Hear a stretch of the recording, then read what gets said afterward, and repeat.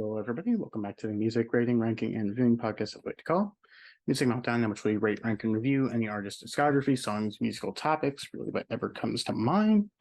This episode, we're going to be talking about Buffalo Springfield, bit of a folk pop, sort of country rock outfit, but let's be real. The only reason why people know this band is because of two of its essential members, being Stephen Stills and Neil Young, artists that would later have pretty decent solo careers, as well as be a part of Crosby, Stills, and Nash, as well as Crosby, Stills, Nash, and Young. 3 albums to their name, and I don't really care that much about this band.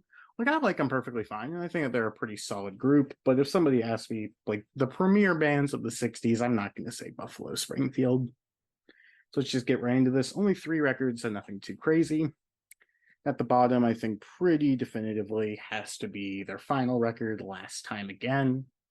Last Time Around, that is. There's just not much to remark about this album. It's very clear the band had ran out of steam at this point. Youngs and Still were already working on other endeavors, or at least planning to. And the songs here just feel very half-baked because of it. There's nothing noteworthy bad. It just feels very derivative and very much lacks in the way of passion.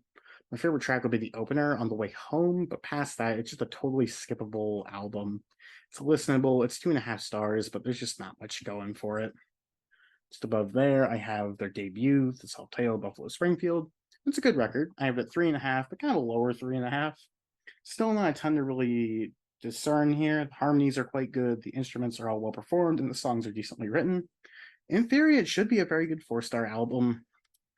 They're really trying to be the Byrds. The influence from the Byrds all across this album is pretty wild. Reminds me a ton of Mr. Tambourine Man and Turn, Turn, Turn to a Fault. It makes sense why Stills and Young would end up working with David Crosby so closely after this, as there are some pretty good songs on here, but they're all very reminiscent of the Byrds. Nowadays, Clancy Can't Sing, Burn, and Do I Have to Come Out and Say It? But overall, it's a good record, just fairly derivative of the Byrds.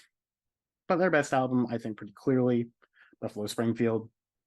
Again, it's a crazy step forward from the debut, in my opinion. Youngs and Stills sound much better vocally across this record, and the overall arrangements are just gorgeous. From a strictly musical perspective, there's practically nothing to complain about either. It's a very lush, ornate style of sound. You can still definitely hear an influence from a group like the Byrds. They're able to morph it into their own, more orchestrated style. Mr. Soul is a strong start, and A Child's Claim to Fame is also quite good. My favorite song here would be the 3rd track, Every Day, which is just excellent. Bluebird as a song is just okay, but there's some killer guitar playing all across it. Sad Memory was another great tune. Broken Arrow is a strong closer, almost like a folky prog song, with the different movements and singers, but does run a bit long for my tastes. Overall, it was a really good listen with plenty of interesting and well-performed elements to it. I like it a lot. 4 stars for Buffalo Springfield again. But like I said at the front, not really a ton to remark about them. They have one sort of okay record, a fantastic record, and the one that's just pretty good. All in all, I like them plenty, but there's definitely better premier acts within this era that you can go to far before Buffalo Springfield, although I would definitely still suggest giving them a spin. That being said, I hope that you've all enjoyed this discussion, had a great time, and stuck around for later episodes. You'll have a great one. Bye.